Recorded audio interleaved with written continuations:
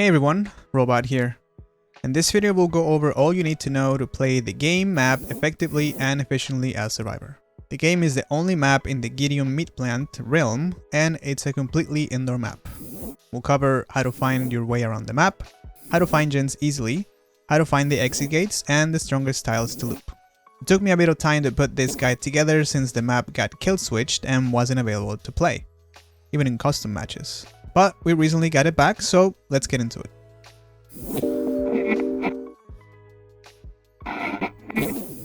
This video is part of the map guides that I'm putting together. So far I've made guides for Leary's, Hawkins, the Forgotten Ruins, and the Midwich Elementary School maps. So in case you're interested, you can click on the card on the top right corner of your screen for the playlist to these guides. I have created timestamps that will cover the main topics for this video, so if you're interested in something specific, you can skip to that part if you like. First, let's cover how to find your way around the map. The game is a two-story structure. I have created a layout with clock callouts and landmarks to make it easier to understand. However, I must warn you that not all the tile spawns are consistent in this map. You'll have to use the tiles that are consistent to find your bearings, similar to how we do it for the Leary's Memorial Institute. Even though the location of the tiles will vary, the tiles upstairs will have a matching tile downstairs. This will make more sense once we look at each tile. It's important to know the matching tiles in the lower and upper levels because it will be very useful once we get to the areas for looping. Let's start on the upper level and let's look at a tile that will always spawn in the same spot. And that is what I call the main room, or 6 using clock callouts. You can recognize this room because it's quite big and it has 2 sets of tables with a pallet in the middle, and a small room with some camera monitors. There's also a drop to the bathroom downstairs, and this is what I mean by tiles in the upper level having matching tiles in the lower level. The two are tied together, and this is the case with all tiles in this map, but more on that later. The bathroom downstairs will always spawn below the main room upstairs. Next to the bathroom downstairs will always have this tile with 2 GAT pallets and the entrance to basement. So this covers 6, which will be our anchor as we continue looking at the rest of the map. Now let's look at the rest of the corner tiles, both upstairs and their corresponding tile downstairs. Since we've already covered 6, which is a corner tile also, let's cover 3, 9, and 12. These tiles can be either of the following. Number 1, the meat grinder drop. This room is easily recognizable because it has stairs that lead to a vault you can take to drop to the lower level, and a huge meat grinder as well. The tile below this room will always spawn 2 tables and a pallet in the middle. Number 2, the pig head room. You can recognize this room because there is a pig head hanging from the ceiling, with a drop to the lower level. The tile below the pig head room will always be T&L walls. These are very common in outdoor maps, so it's kinda cool to see that the devs brought those here as well. Number 3, the L-shaped stairs room. This room has a forklift right next to L-shaped stairs that take you to the lower level.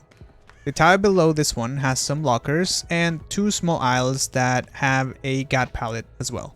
And that covers all the corner tiles. As we mentioned, these will spawn at 3, 9, or 12.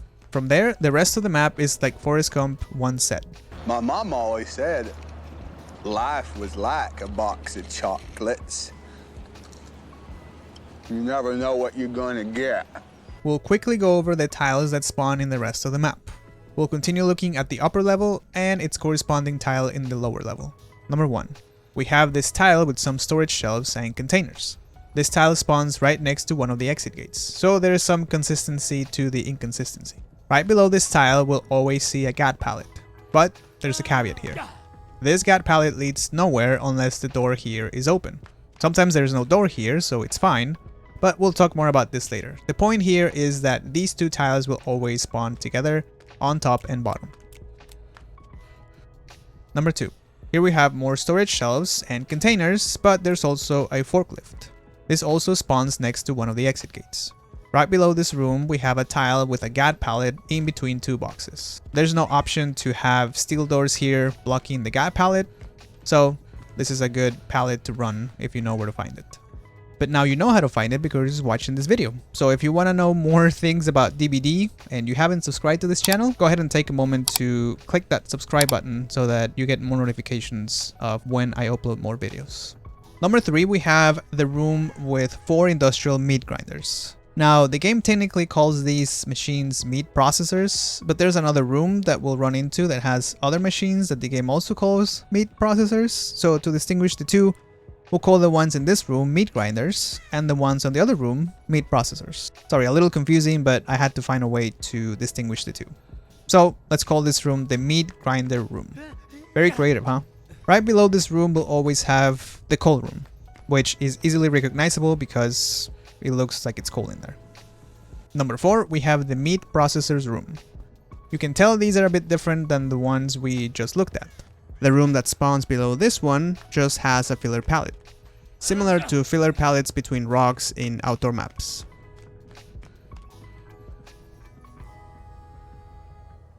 Number 5.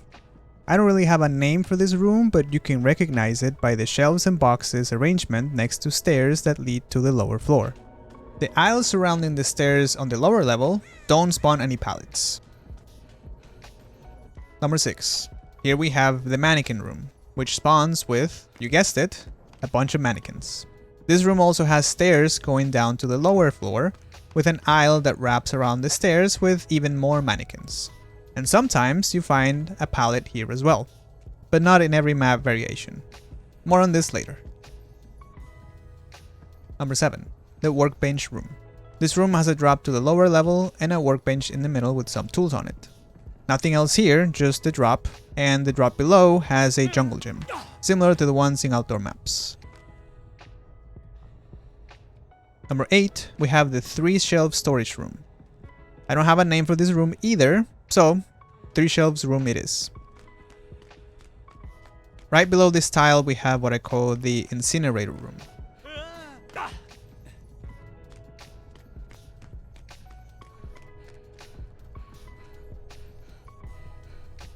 Now let's cover the mid section of the map. Here we have 2 spots where stairs spawn and 1 spot where we have a drop.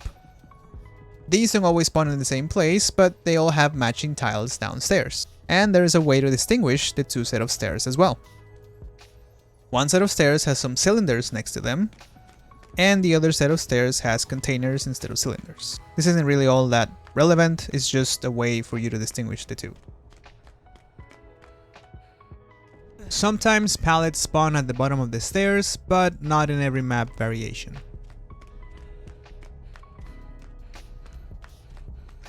The drop in mid sometimes has a pallet next to these boxes, but that's not always the case. The tile below usually has nothing. I call this tile downstairs the X tile, due to its shape. Sometimes you may see a pallet here too, but it's not very safe.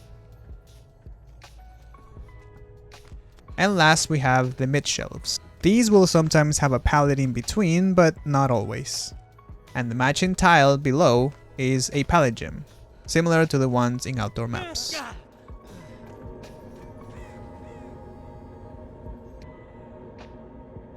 Now let's look at how to find gens easily. Let's first cover the places where a gen will always spawn. We'll start with the bathroom at 6 downstairs. There will always be a gen here, guaranteed. And that's it. Are you serious? The rest of the gen locations will vary, and there won't be a fixed gen location like the one at 6, but there are ways to find where the gens spawn, which is by looking for closed steel doors. Remember when we look at the GAT pallet below the tile with some storage shelves and containers, and I mentioned that there's a GAT pallet right below it, but sometimes there's a door there that needs to be open? Well, when there's a door there, and it's closed, it's because there's a gen on the other side that needs to be repaired. Once that gen is repaired, this door will open, which will make this pallet here a true GAT pallet. The point here is that you'll always find gens in rooms where there is a steel door. Similar to Hawkins, where we also have this game mechanic. But back to this map, if you're struggling to find gens, look for them in rooms where you see steel doors. And that's basically it. Sometimes a gen or 2 will spawn in the mid section of the map. So that's another spot to check as well, but the rest of the gens besides 6 and mid will always spawn next to a steel door. Let's do a quick exercise where we look at all 7 gens in one map variation so you can see the spawns.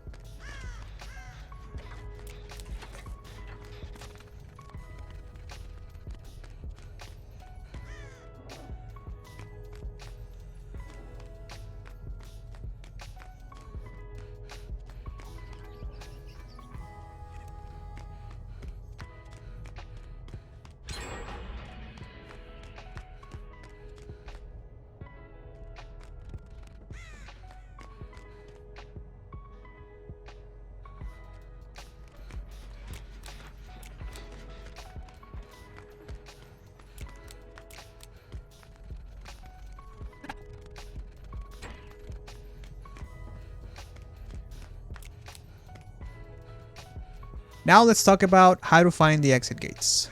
The location of one of the exit gates will always spawn in the same spot, and that is right next to 8 using clock callouts. Well, I should say the multiple times that I've tested the exit gate spawns, I always saw one at 8. So if you're looking for an exit, 8 is a pretty safe bet. Now the location of the other exit gate varies. I've drawn the different locations I've seen it spawn on the map layout, which are next to 1, 2, and 4. Both of the exit gates will always have a tile next to them with 2 storage shelves, with the only variation being one of them will have a forklift and the other one won't. This is useful to know if you're looking for the exit gates and see storage shelves in the distance. Just keep in mind there is that one room with 3 shelves instead of 2. So if you see shelves from afar, be looking for 2 shelves, if you're looking for the exit gate of course, and not 3, since that will be a different room. And lastly, let's look at the strongest tiles to loop. First, let's cover the GAT pallets, which are a lot. This map has by far the highest amount of GAT pallets of any map in DBD. Let's start with the lower level. You'll find GAT pallets in the following locations. Number 1, the tile right next to the bathroom at 6. You'll find 2 GAT pallets right by the entrance to the basement. Number 2, we kinda already covered this one, but right below the storage shelves and containers tile, without the forklift, you'll always find a GAT pallet, but only when the doors have been opened once the gen in the next tile has been repaired. Or if there's no gen on the next tile over, which means it won't be closed off by a steel door. Number 3. Right below the storage shelves, containers, and forklift tile variation, we find a GAT pallet between some boxes. Similar to the previous one we just looked at, but the use of this one does not depend on whether the steel doors are there or have been opened or not. Number 4. The aisles around the L-shaped staircase have a GAT pallet as well. It'll spawn on either end of the aisle here or here. Now just keep in mind that once you drop the pallet, if the killer breaks it away from the aisle, you could get zoned. So keep your check spots also and try to waste as much time as you can if you're indeed zoned. Number 5. The aisles around the incinerator room sometimes spawn another GAT pallet. This does not always spawn, so be careful about running to this tile. If you're lucky, you may even see 2 GAT pallets. Can't have too many of those in this map, I guess.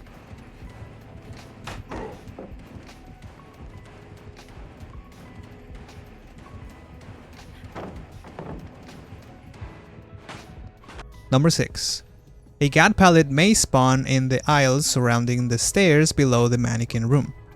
This is not always the case, however, so be careful if you run to this area expecting a guaranteed pallet. If the GAT pallet spawns, you do need to keep your check spots for this one, which isn't hard to do since you have the mannequin cages helping you. You can stand next to the cages holding the wall side so the killer can't see you, and you can monitor whether the killer commits to one side or the other. If you see the killer committing to one side, you can run to the opposite side. If you're injured, definitely drop the pallet. But if you're healthy and you've kept your check spots well, staying hidden, you can try to run around the stairs to waste the killer's time. So, those are the GAT pallets in the lower level. Now let's look at the upper level. Technically, these could be considered really good pallets as opposed to GAT pallets, since they don't block the killer completely like with the pallets we just looked at in the lower level. And killers could go around the pallets without breaking them and try to win 50-50s if the pallets are dropped, but it's unlikely. But let's just call them really good pallets. Number 1. Let's go back to 6 again, but this time upstairs. There's 2 pallets here. This is a great area to waste the killer's time because gens never spawn in this room and the area is very strong. You can run around these 2 tables until you need to drop the pallets, and you can connect them too if you want to keep the killer in this room. If you drop one of the pallets, you can run to the other one and run around the tables there. Another thing you can do is not just run around the tables, but also around the stairs next to the camera monitors room. You also have this window in the monitor room that you can use as well. This area is very strong if you use it to its full potential. Killers should be very careful to commit to chases in this area because a survivor that uses the resources here well may make them throw the game. See what I did there? The game. Because the map's name is the game. Anyways. Moving on. Number 2. We have the pallet that spawns in the L-shaped staircase tile. The pallet can spawn right at the top of the stairs or next to the railing. Either place it spawns, this pallet is great for survivors. And remember, we also looked at the pallet right below this tile.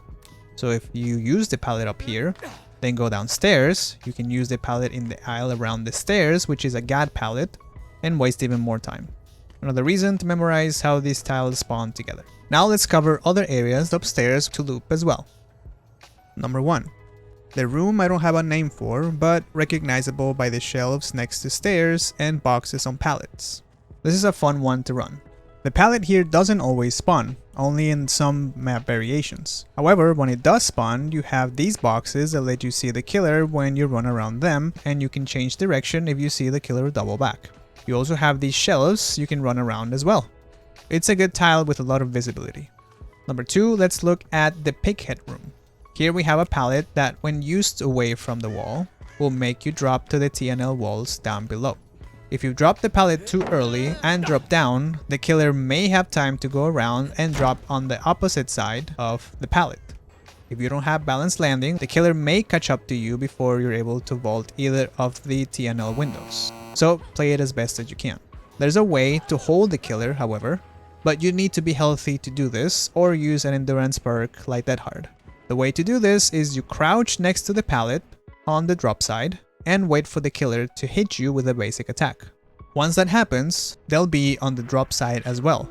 And since you would lose collision after losing a health state, you can run back away from the drop into the map, drop the pallet, holding the killer into the TNL walls tile downstairs. And here's the same example using Dead Hard. The challenge here is to time it right, but it can be done. This is of course risky, but it's also a fun tech to try. I'd advise against camping the pallet since the killer could launch a hit from the other side and actually get it. If you're healthy, it's not a huge deal since they drop after hitting you, but if you're injured, it might be problematic. Number 3, let's look at the meat processors and meat grinders rooms. Run these like any other filler pallet tile.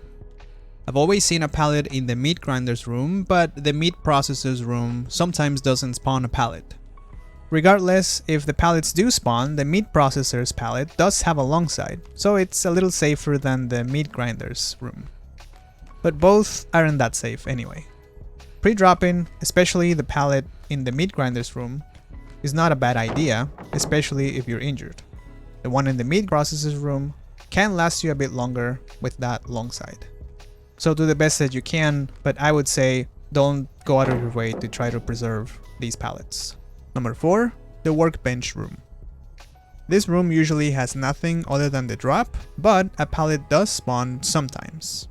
Even if you don't get a pallet, running around the drop is actually quite useful as a last resort. You'd be surprised. It does help waste a bit of the killer's time, especially if the killer doesn't hug the structure tight.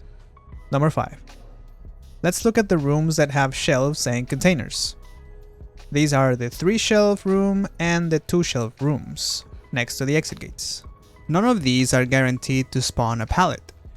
I'll refer back to our friend Forrest Gump saying that You never know what you're gonna get. if you do get a pallet, you'll find you have good visibility through the shelves. You do need to keep a certain camera angle to see the killer, so make sure you do that. If you don't, it'll be harder to keep track of the killer if they double back. Not much else to do here. Run around the shelves, keep your check spots, and drop the pallet as needed. The nice thing about the shelves next to the exit gates is that you can connect the two together. So, let's talk about the exit gate tiles next. Number 6.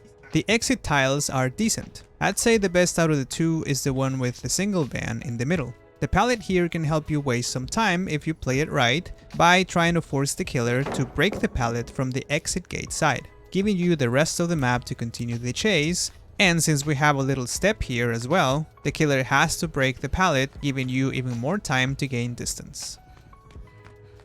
The other exit gate has 2 vans with a pallet in the middle.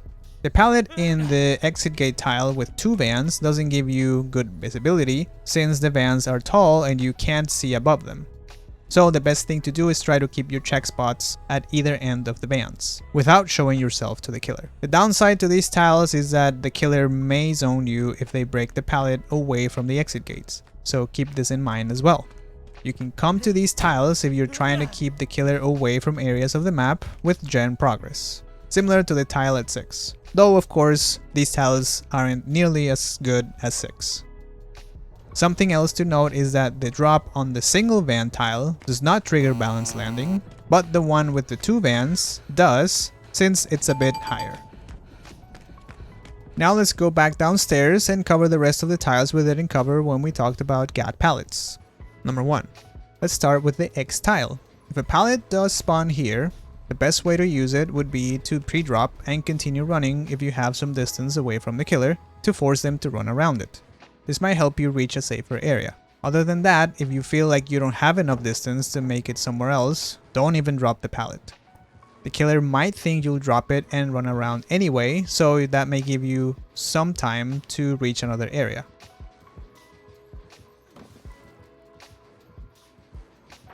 Number 2. Let's look at the pallet gym. Very common in outdoor maps. We can't see the killer because of the wall surrounding the pallet, so just keep your check spots as best as you can and drop the pallet as needed. I wouldn't worry too much about preserving this pallet since you have the rest of the map that's very strong to loop.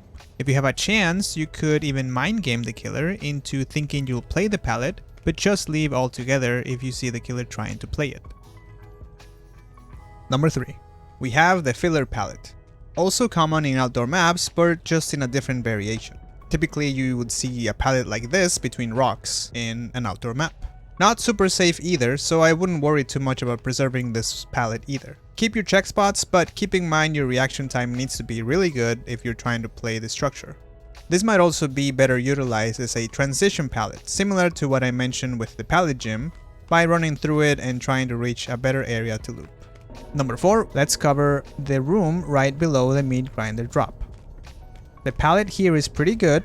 Not much to it, just run around it as much as you can, and once you need to drop it, try to make it to the cold room right next door, since these 2 tiles will always spawn together.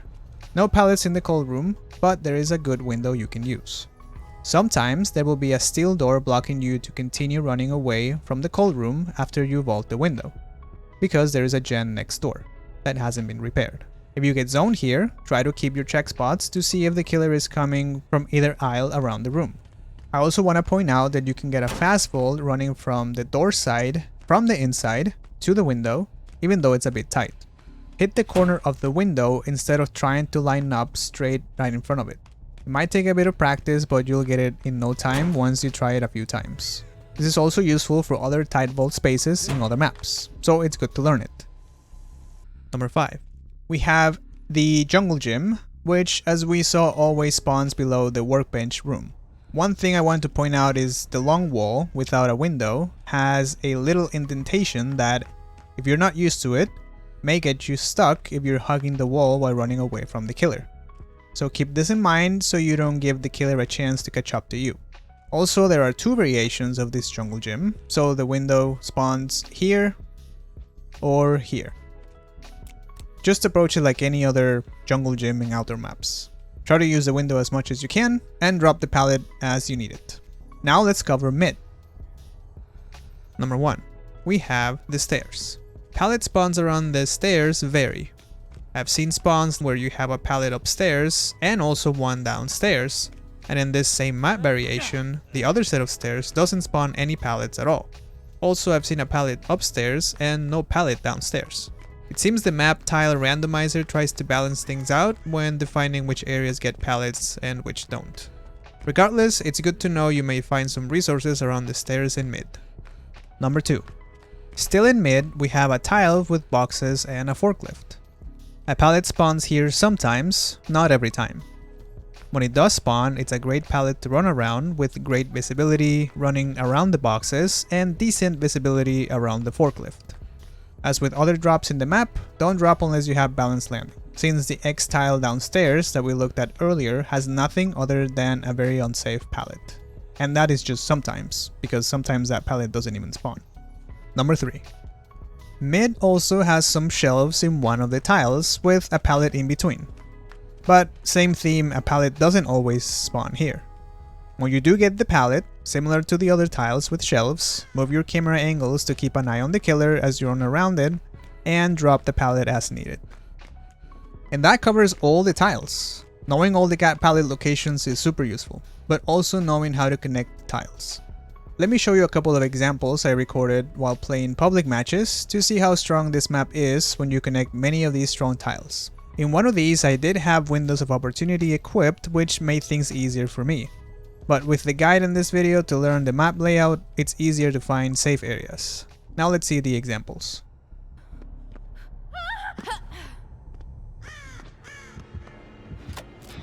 Oh no. That fast? I don't know how many Weskers I've encountered today. Oof. But they've been a lot.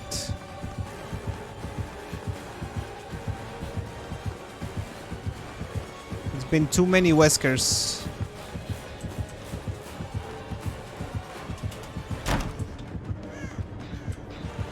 Ain't no way that worked.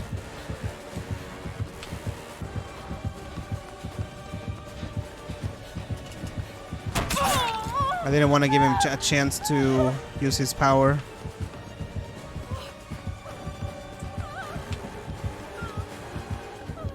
Okay, we got this.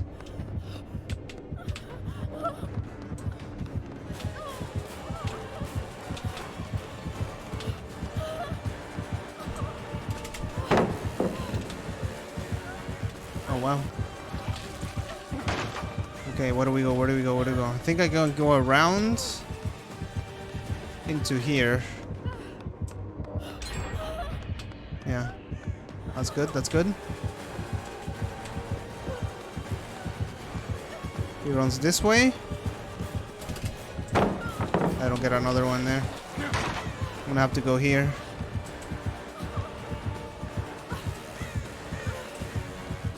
Okay.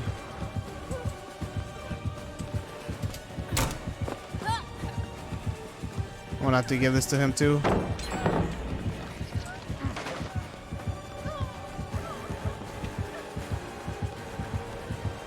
We go downstairs. There's only pallets, man. There's no windows or anything. I can't give him this right now. There's another pallet here. Okay, he went in there. Okay, I think I make it to this one.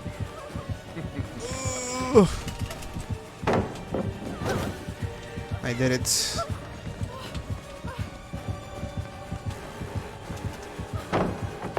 I'm sorry, man. I gotta survive. We go back here. All we have is this right here. Can't see him, but he's going around there. Nice, he messed up. We can get another one. We can even get a third one, I think. Yeah. I'm gonna have to give it to him. Nice. He's breaking every pallet too. Need to go down here. Okay, where do we go? Where do we go? Okay, let's go to that area right there. Oh, this is blocked. Okay.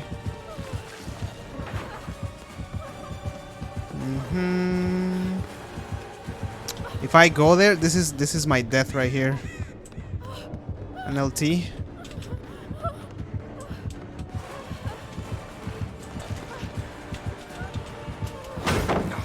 Nice. Okay, he's breaking that too. Ain't no way. Okay, let's go back to here. Okay, he left me. No, maybe not. He's not. Oh yeah, he is.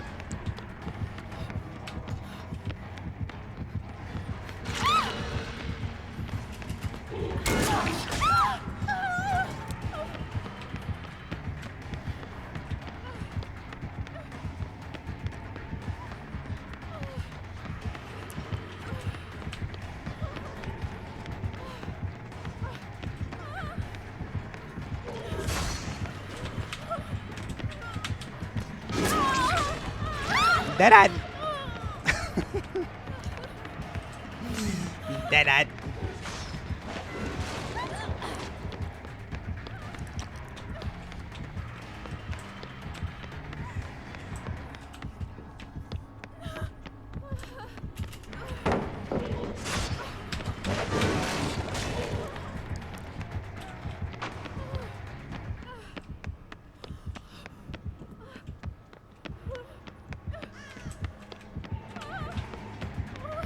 That's cheating.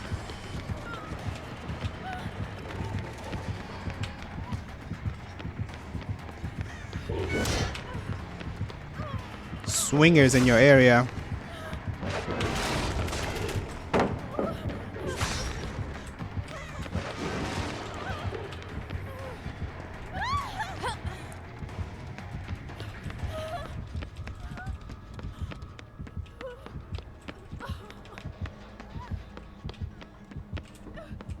If you'd like to learn how to play other indoor maps or other tips on how to play Survivor in general, you can click on the thumbnails on the left hand side of your screen. If you'd like to be notified when I upload my next video, you can subscribe to the channel. Thanks for watching, and I'll see you on the next one.